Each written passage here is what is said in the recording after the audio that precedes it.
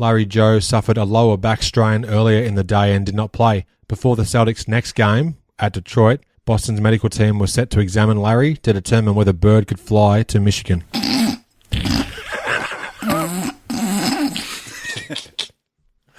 The stupid thing is, I had to word that in a particular way so I could then get that stupid joke in. I always like to say that Michael got to play with me for a year at North Carolina. I think it really helped him. Spectacular player from the beginning. You can see right away Jordan was going to be a big-time scorer. And showed what an impact he was going to have on the league. This is NB87, celebrating the 30-year anniversary of Michael Jordan's Chicago Bulls and the 1987 NBA season. Now here's your hosts, Adam Ryan and Aaron Steen. Welcome back to another episode of NB87. We're up to episode 10 in our series. Aaron, thanks for joining me, mate. How are you today? As always, mate, good to be back. Great to have you here, mate. If you're new to the show, thanks for joining us. If you're a regular listener, welcome back. NBA News, Notes and Quotes. March 1st through 15th, 1987. Chicago at New Jersey in front of 14,826 saw the Nets prevail 105-95 and the Bulls dropped to 29-26. That ended Chicago's 4-game win streak. For the Bulls, Jordan had 30 points, 4 boards, 4 assists, 3 steals and 2 blocks. Darrell, great friend of the show, episode 12, 15 points, and Charles Oakley had 11 points, 9 rebounds and 5 assists. For New Jersey, the G-man Mike Jaminski had 25 points and 16 boards. Buck Williams, 21 points and 15 boards. Ray Williams, 15 points and 7 assists. And Tony Brown, 12 points. Now, this was New Jersey's 5th win in their previous 25 games. Pretty brutal run of losses there. And I mentioned Ray Williams. That's Gus Williams' brother. And Gus was a NBA champion back in 1979 with the Seattle Supersonics. He was a 2-time All-Star. This was Ray's 10th and final season. And Tony Brown, the aforementioned, had 10 games with the Chicago Bulls in the 1986 season. Someone had it in for the Bulls as they started a treacherous month of March. 19 games, including 11 on the road, and a back-to-back that includes a noon game less than 24 hours after their previous game, a thrilling win versus Milwaukee. Add to this a weather delay to their flight, which resulted in a 2 a.m. arrival in New York City.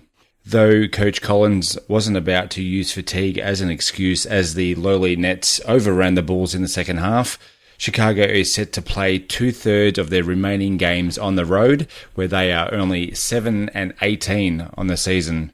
Even Jordan, who claimed he was fighting a cold, scored only 4 points in the last term and committed 7 turnovers for the game. A continued poor record on the road could result in another trip to the lottery or a matchup against Boston in the first round, which would mean no second-round games, wrote the Sack. Well, it is pretty truthful, isn't it? So that's quite funny. March the 2nd, a 4-person expansion committee, which was headed by Russ Granick, who was the then NBA Executive Vice President, toured Orlando in the lead-up to the all-important April 22 vote, where it would be decided which city or cities would be awarded NBA franchises.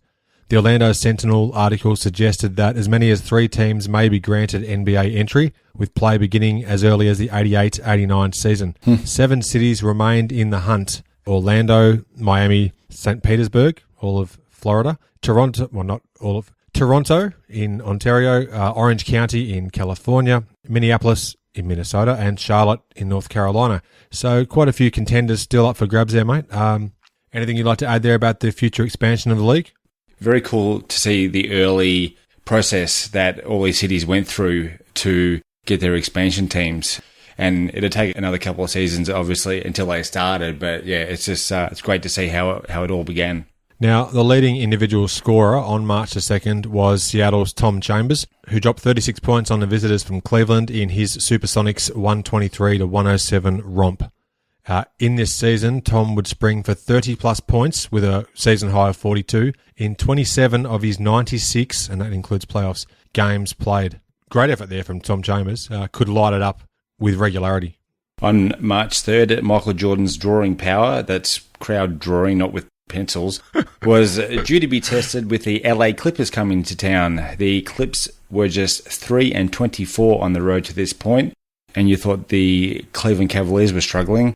And Sam Smith added in the Tribune that the people looking to add an NBA team in North Carolina wouldn't be interested in buying the Clippers because they wanted pro basketball. Biting. I like it. He then added that starting centre Benoit Benjamin turned up to a preseason game this year with 2 left sneakers, and the team has battled through losing streaks of 12 and 16 games in the 86-87 season. Brutal. I hadn't heard that about Big Ben rocking up with 2 left sneakers. It sums up their season pretty well, doesn't it, really? Now, how's this, mate, for an awesome tidbit? From the March 3 edition of the Detroit Free Press, LA Lakers guard Michael Cooper is planning to train as a high jumper this summer with an eye toward making the US Olympic team next year. Said Chuck DeBus, which is one of the great names of all time, coach of the LA Track Club. I'm not joking, that's his name. Chuck DeBus. I wonder if Chuck has an Italian background at all. Oh, that's funny. He said, and I quote, "It's not unrealistic that he could be jumping 7 feet 6.5 inches within a year," end quote. And he's referring to Michael Cooper, not himself. A great little tidbit. I'm not even too sure where to go from there, but Michael Cooper, the high jumper. So What could have been? The best game on this date was Atlanta at Indiana. Dominique Wilkins notched 30 points, including 9 in the fourth quarter, then harassed a person on the Pacers named Chuck into missing a late jumper that would have given Indiana the lead in the waning moments. And for all of those Dominique haters out there who said he never played defense. Well, that's right. There you go. There's one. There's one instance at least. Person hit for 31 points, 15 of which came in the fourth. He also added 9 rebounds and 7 assists, but the Hawks managed to cling on for a 109-108 win. And if I was a Star Trek fan, I'd have some sort of joke there, but I don't. Same day, LA Clippers at Chicago in front of just 11,915 people and 2 left sneakers. The Bulls had a massive victory, 114-80, and they improved to 30-26 on the season. For the Bulls, Jordan had 30 points and 8 assists and only played in 3 quarters. Johnny Paxson had 16 points, Gene Banks 11 points and 11 boards, and Mike Brown, great friend of the show, episode 62, had 11 points and 8 assists. For the Clippers, Darnell Valentine had 18 points, Mike Woodson 12 points, and Quinton Daly also had 12 points. Valentine was the number 16 overall pick of the Portland Trailblazers back in the 1981 draft, and he would be a 9-year veteran. And the aforementioned Quinton Daly had 4 seasons with the Bulls, debuting in 1983. Rest in peace to Q. Sam Smith wrote that the recap for this game should have been in the brutal assaults and pathetic victims section of the newspaper after the Bulls' 34-point win. Great. Also good to see Sam Smith, a 2-time guest and friend of the show, of course, mate, starting to make more regular appearances here in terms of game recaps, given we're in the 86-87 season. Absolutely. Bulls fans spent most of the fourth term chanting pizza in hope that the Bulls would score 120 points and get them all free pizza. Smith added that it may have also been because the Clips played like anchovies.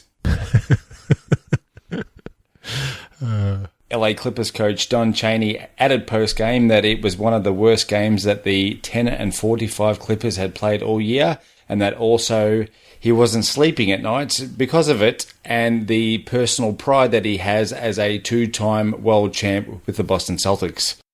It was Jordan who scored 18 points in the final 7 minutes of the second term and 14 of the Bulls' final 16. Jordan played a season-low 28 minutes, which had Coach Collins telling him that he'd had the night off and to get ready for 48 minutes against the Detroit Pistons the following night. Nice one.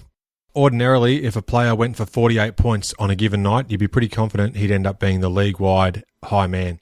Not on this day. Washington's Jeff Malone dialed up a career-high 48 points, shooting his Bullets to a 117-114 home win over the New Jersey Nets. It was Washington's 7th straight home court victory, and Malone's 48 points was a then-team scoring record at the Capitol Center.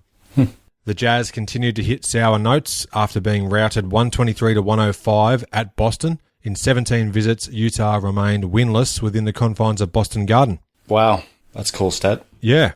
Chicago at Detroit, as I alluded to earlier about Jeff Malone being unlucky to miss out on being the high scorer on this date. In front of 30,281, The Bulls held on for a great victory, 125 to 120. And this is one of the games from the 86-87 season, which I definitely suggest you seek out on YouTube. It's readily available to watch. Incredible performance. The Bulls improved to 31 and 26. And Jordan had another worldly, haven't used it for a while, 61 points, 7 rebounds, 3 assists, 3 steals and 3 blocks. Darrell Walker, 19 points and 6 assists. Dave Corzine, 11 points, 8 boards and 5 assists. And Charles Oakley had 7 points and 16 rebounds. For Detroit, Adrian Dantley, 32 points. Isaiah Thomas, 31 points and 18 assists. Joe Dumas, 19 points. And Bill Lambier, 18 points. MJ's 61 points set a new Silverdome record, which eclipsed Kelly Chapuka, great friend of the show, episodes 73 and 74, 2-part spectacular. Eclipsed his 56-point effort from January 29 of 1983, which was also a Chicago versus Detroit matchup. MJ had 57 at the end of regulation. MJ broke his own record for scoring in a game for the season that he set the previous week, and the Pontiac Silverdome record set by Kelly Tripucka. All facts that you've just already given the listening audience. Well, I'm sorry, I didn't mean to steal your thunder there, mate, but haven't read your notes at all in advance of this recording, and it's come back to haunt us. Jordan's final quarter included the Bulls' first 13 points of the term, 26 of the Bulls' 33 points for the term, and 24 of their first 26. That's incredible, isn't it? Pretty strong fourth, you might like to say. They won their 9th in the last 12 games on the back of Jordan and 8 points in the OT period from friend of the show, Darrell Walker. With a long road trip due up, Coach Collins knew how big this win was for them as they could open up the playoffs in this same Pontiac Silverdome against the Pistons.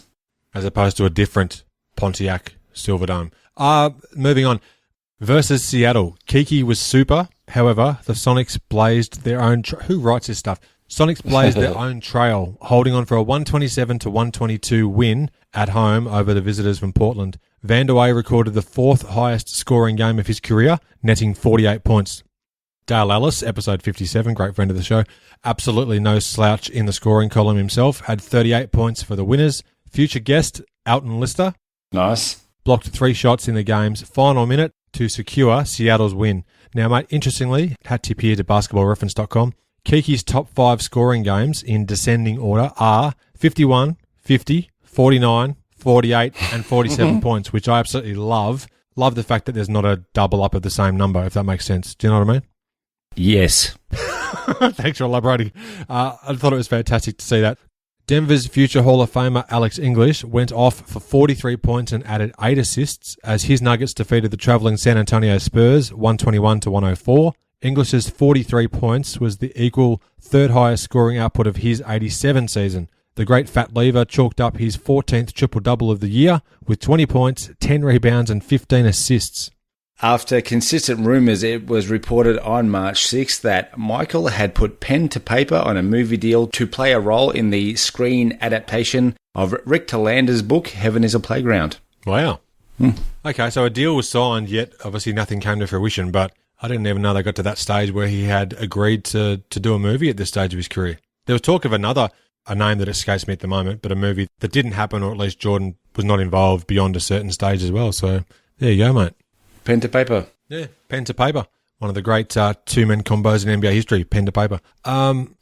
Okay, Milwaukee snatched defeat from the jaws of victory, allowing Utah to rally back from 19 points down to steal a 124 to 123 win over the hometown Bucks, courtesy of a John Stockton jumper with 9 seconds left.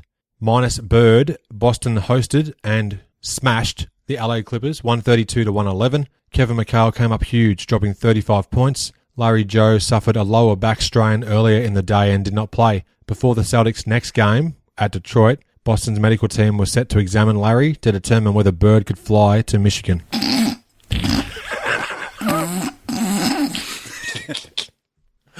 The stupid thing is, I had to word that in a particular way so I could then get that stupid joke in.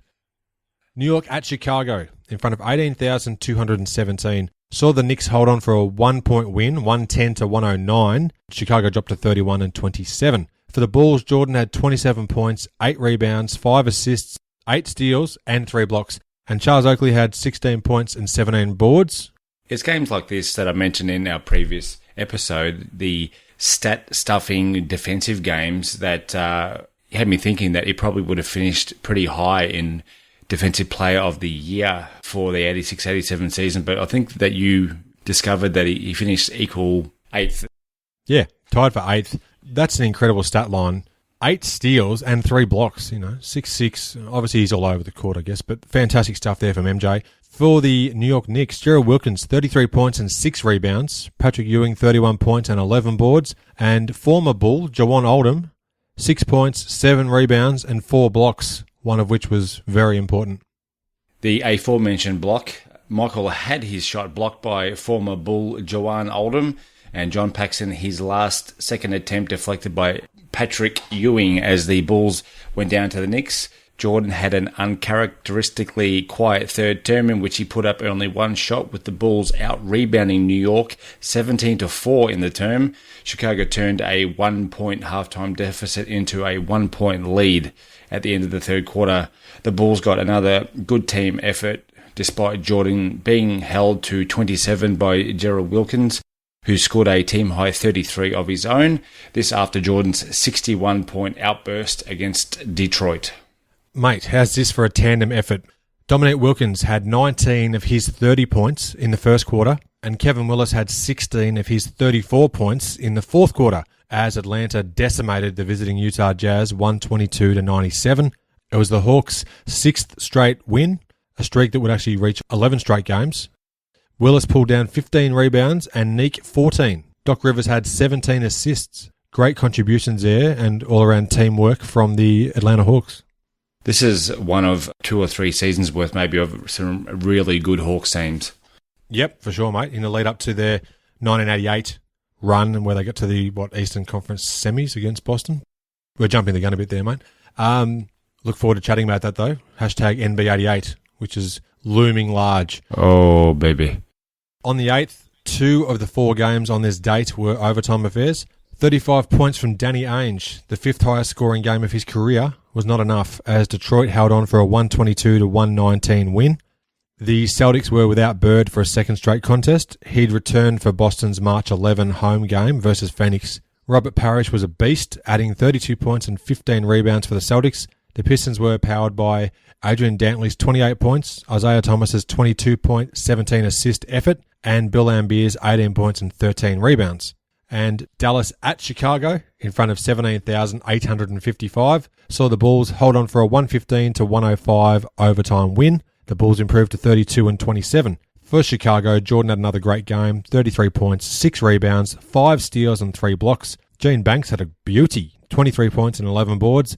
Dave Corzine had 18 points, Johnny Pax had 14, and Charles Oakley had 11 points and 20 rebounds. For Dallas, Rolando Blackman, great friend of the show, episode 70, had 28 points and 7 rebounds. Sam Perkins, 21 points and 12 boards. James Donaldson, All-Star in 1988, one of your favourite All-Stars of all time, 19 points and 9 rebounds. And Detlef Schrempf, 19 points and 7 rebounds. Just a little side note, Adam. Legit excitement about NB88. Oh, mate, I am pumped. Can't wait for it. A Charles Oakley post-game outburst put a dampener on the Bulls' overtime win against the Mavericks. Oak was benched in the second term after 2 consecutive turnovers, which left him to say that the coaching staff need to be consistent as he has been turning the ball over all year without being taken out. Wow, okay. Oakley had regularly complained about the lack of offensive plays drawn up for him, added he deserves more plays with all of the, and I quote, banging he does for the team.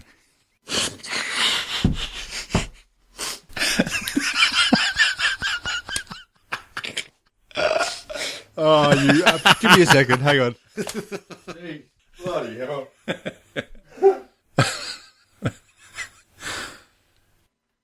Sorry about that.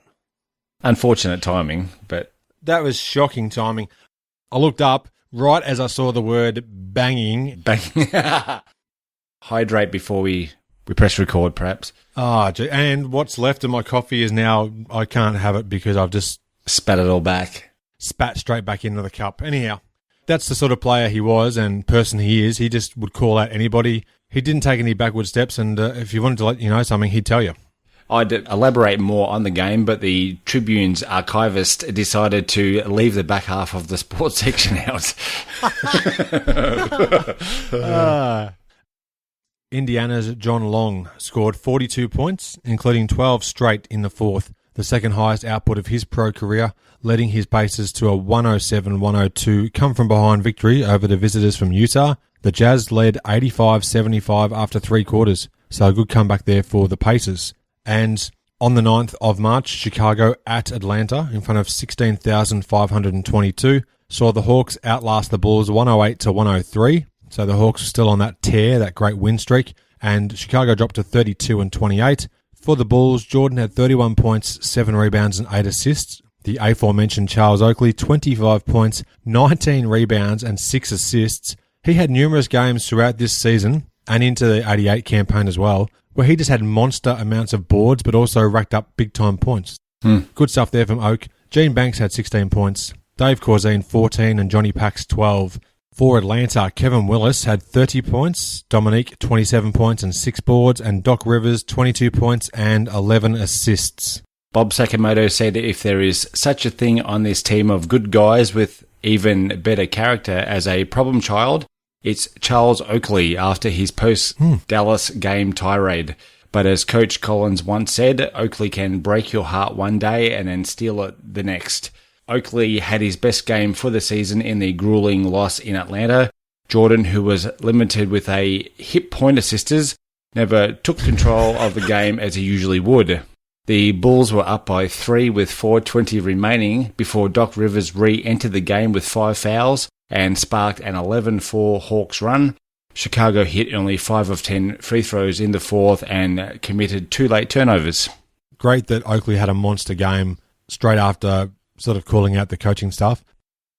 Tom Chambers had a then career high of 42 points, which was the equal 5th highest scoring game of his career.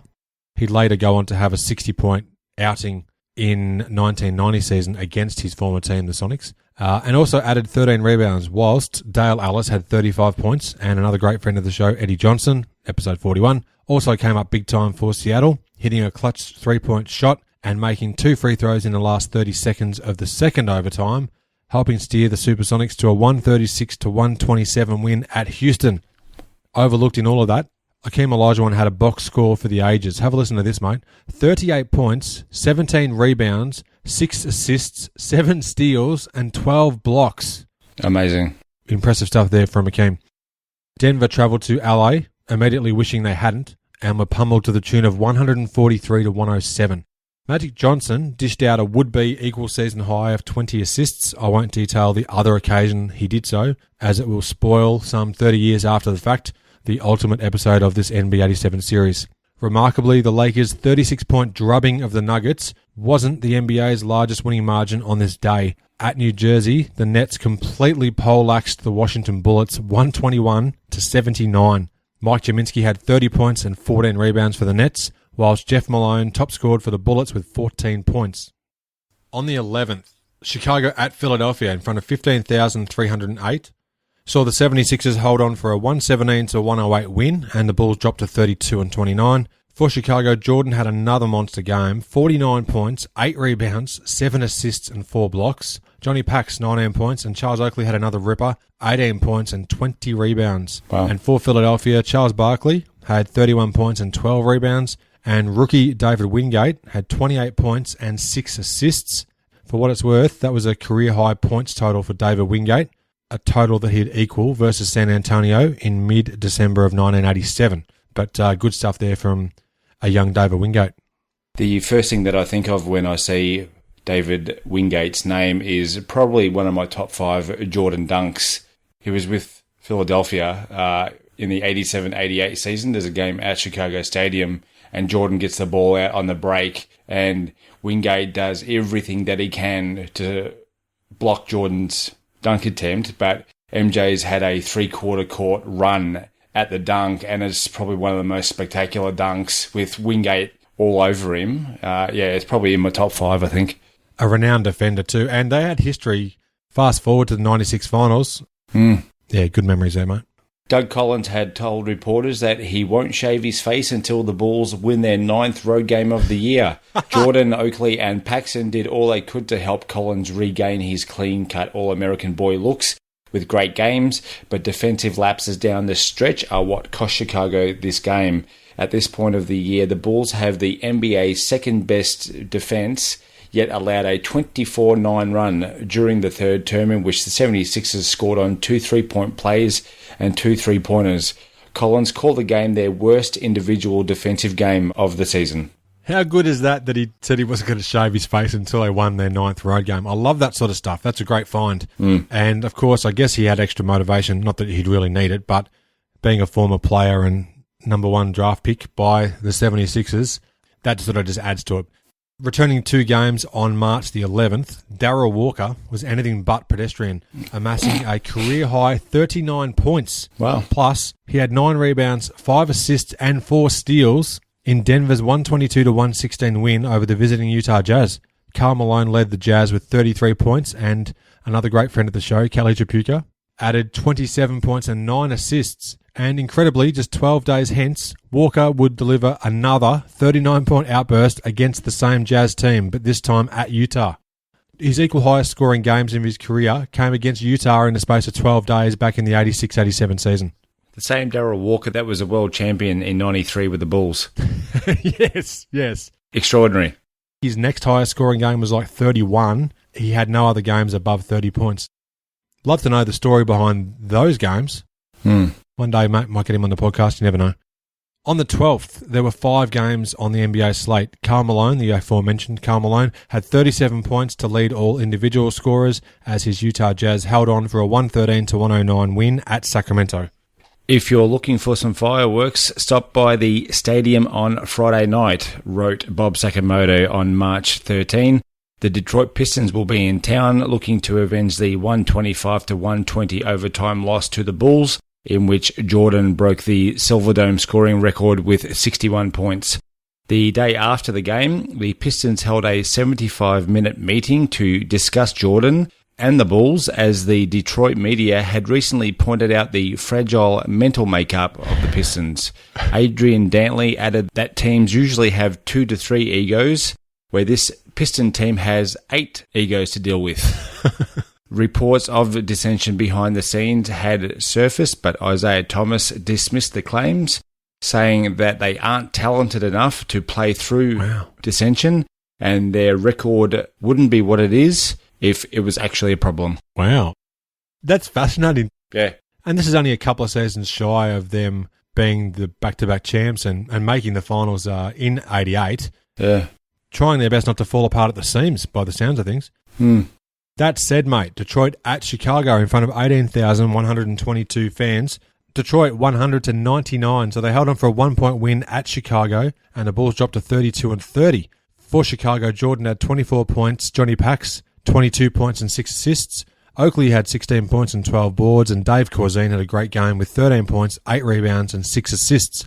And for Detroit, Zeke had 30 points, 7 boards and 12 assists, and Bill Laimbeer had 18 points and 8 rebounds. Hashtag in all minutiae, Adam. Michael Jordan stopped at Glenview Hospital for 20 minutes on his way to this game as he was unable to stop a nosebleed. That's a cool tidbit, mate. I love the minutiae. Trainer Mark File said it was due to excessive blowing his nose from a lingering cold. The Bulls then blew a 9-point lead at the last break, and Jordan blew a game winner as the Bulls lost their 3rd straight game. If I didn't know any better, you just had worked in that stop about the hospital and the sneezing just to get back-to-back jokes. It's nothing to sneeze at. Hashtag in all minutiae. Bill Laimbeer was fouled by Jordan late and made 1 of 2 free throws to give the Pistons their final margin. Lamb added post-game that he enjoyed shutting up the crowd with the go-ahead free throw, and that him and Joe Dumas have a $5 bet on missing free throws late in games. After missing the first, he said he didn't want to have to cough up $10 to Joe Dumas. High stakes betting here on the Pistons. Isaiah Thomas said that Jordan looked tired down the stretch, and MJ even asked out of the game with 2:22 remaining. Rest in peace, Richie Benoit. and the game tied at 96. Great stuff. For those not in the know, Richie Benoit is probably the most famous cricket commentator in Australian/world cricket history, and of course was a fantastic captain and great player for the country of Australia in cricket itself. Returning to games on March the 13th, the LA Clippers snapped a 6-game losing skid, pulling out the home victory 108-104 over the Seattle Supersonics. The Clips improved to 11-50 with the win. New Jersey visited New York, where Orlando Woolridge, former Bull, rest in peace Orlando, dominated with 38 points and 8 assists. He was ably assisted by teammate Buck Williams, who had 30 points and a whopping 23 rebounds, as the Nets defeated the Knicks, despite Ewing's 31 points, for a 126-121 win. On the 14th, Chicago at Washington, in front of a great crowd, 19,411, saw the Bullets hold on for a 1-point win, 106-105 in overtime, and the Bulls dropped to 32-31. For Chicago, Brad Sellers had 25 points and 8 rebounds, Charles Oakley 24 points and 19 rebounds, and Jordan had 13 points, 7 rebounds, 8 assists, 4 steals and 2 blocks. For Washington, Jeff Malone had 31 points and 6 boards, and Terry Catlich had 24 points and 14 rebounds. Now, this was the third highest scoring game of Brad Sellers' career. His all-time high was 32 points at Golden State in November of 88. So awesome to see Sellers lighting it up with 25. Also, Jordan's 13 points was the equal second lowest scoring game of his career with the Bulls, where he played at least 40 minutes. He had 12 points in a 41-minute performance at Toronto in 1997. Hat tip there to basketballreference.com. The Bulls' fourth consecutive loss was punctuated by a 5 for 20 shooting night by Michael Jordan, along with 7 turnovers. The scoring slack was picked up, however, by Sellers, Oakley, friend of the show, Threet, and a gentle Ben Poquette. Chicago trailed by as many as 18 in the first half before a furious finish sent the game into overtime. A poor passage of play by the Bulls in the fourth had a frustrated Doug Collins telling Bulls broadcaster Red Kerr to, and I quote, "I hope they get their butts kicked. Tell it how it is, Red, because they stink," end quote. These comments from Collins sparked the Bulls, in particular friend of the show Sadal Threed, who had a block, a steal, and a bucket in consecutive plays leading into the overtime period. Washington reeled off the first 8 points of the extra period before, extraordinarily, a Charles Oakley three-pointer sparked another wild finish before the Bulls eventually fell short. That is something you wouldn't see all that often, is Charles Oakley making a three. You know, he attempted the odd one here and there, but yeah, cool stuff there. Now, there were 7 games on this date, and we're referring to the 15th of March here as we're about to wrap things up. Our leading individual scorer was Dale Ellis. He had a 40-point outing at Sacramento. However, the Supersonics fell just short, 107-106 to the Kings, by virtue of Eddie Johnson's clutch 15-foot jumper with 4 seconds remaining. Speaking of the Bulls and their 1-point losses, for what it's worth, in this 1987 season, spoiler alert, the Bulls went 40-42 in the regular season. They lost 5 games by 1 point, and a further 8 by just 2 points. So let's think about that for a moment. 13 games, basically within 2 points or less. Could have had a much better record, I guess, had the ball bounced the other way for them on a couple of occasions. That's a really cool tidbit because it shows that they weren't that far off from the 50-win season that they'd have the following year. Yeah, definitely, mate. I was pumped to see how close and how good they could have been had those games gone their way rather than actually ending in losses. And just having a quick look at basketballreference.com, including the first game of the next episode we're going to be going into, mate. This is the second of 3 straight games that the Bulls lost by 1 point. As we'll break down in NB88, they were going to definitely turn some of those L's into W's. Absolutely, mate. Absolutely. Part of the process of becoming a great team and developing over a period of time. So good stuff there all around. Let's move on, mate, to the players of the week. We actually have 3 players of the week just by virtue of the dates and how they fell. On March the 1st, Michael Jordan of Chicago was named Player of the Week. He averaged 39.8 points, 7.5 rebounds, 3.5 steals and 2.5 blocks per game as the Bulls went 3-1. On March the 8th, the Magic Man, Magic Johnson of the LA Lakers, he averaged 26 points, 8 rebounds and 17.7 assists as the Lakers went 3-0. And on March 15th, Karl Malone of Utah averaged 30.8 points, 12.5 boards and 2.5 assists as Utah went 2-2. Our individual highs for this period of time, Jordan, not surprisingly, with 61 points at Detroit on the 4th of March. Fantastic effort there. And rebounds, Buck Williams, 23 rebounds at New York on the 13th of March. And the Magic Man had 20 assists versus Denver on the 10th of March. And the NBA standings, mate, through March 15th, our division leaders were in the Atlantic, Boston were 47-17. In the Central, Detroit were 43-20. In the Midwest, Dallas were 41-23. And in the Pacific, the Lakers were 51-14. Now the Bulls were 32-31. They went 3-6 in this span of games. The LA Clippers were a lowly 11-51. All right, mate. Episode 10 is in the books. Thanks again for being a part of the show. Anything you'd like to add before we do wrap it up?